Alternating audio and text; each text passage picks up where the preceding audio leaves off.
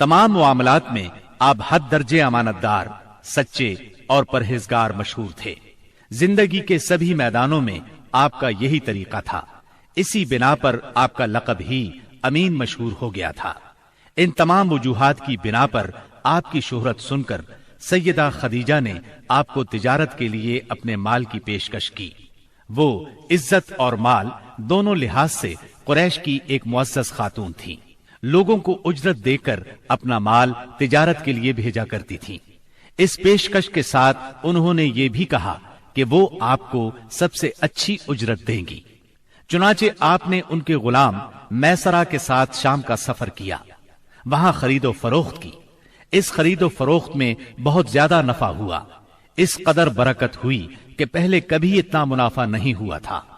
شام سے آپ مکہ واپس آئے اور سیدہ کی امانت انہیں سونپی۔ سیدہ خدیجہ نے امانت اور برکت کا یہ حال دیکھا تو حیرت زدہ رہ گئیں۔ ادھر میسرہ نے بھی آپ کی باتیں انہیں بتائیں۔ تب سیدہ نے محسوس کر لیا کہ انہیں ان کی مراد مل گئی ہے، چنانچہ انہوں نے آپ سے اپنی سہیلی کے ذریعے سے شادی کی خواہش ظاہر کی۔ انہوں نے سیدہ خدیجہ کے چچا عمرو بن اسد کو پیغام بھیجا۔ اس طرح بات طے ہوئی۔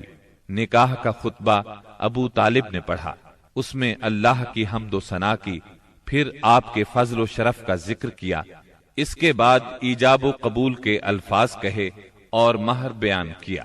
یہ ملک شام کے سفر سے واپسی کے 2 مہینے اور چند دن بعد کی بات ہے۔ اس وقت آپ کی عمر 25 سال تھی اور سیدہ خدیجہ کی عمر 40 سال تھی۔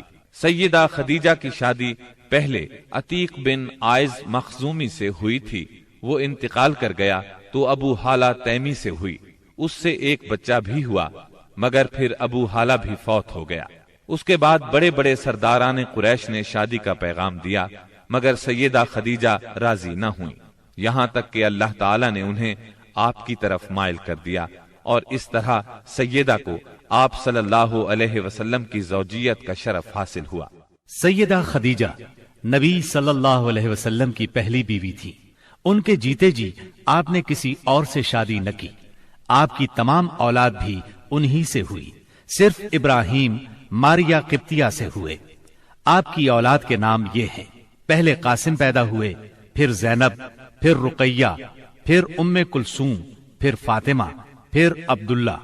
بعض مورخوں نے تعداد اولاد اور اولاد کی ترتیب اس سے مختلف بھی لکھی ہے۔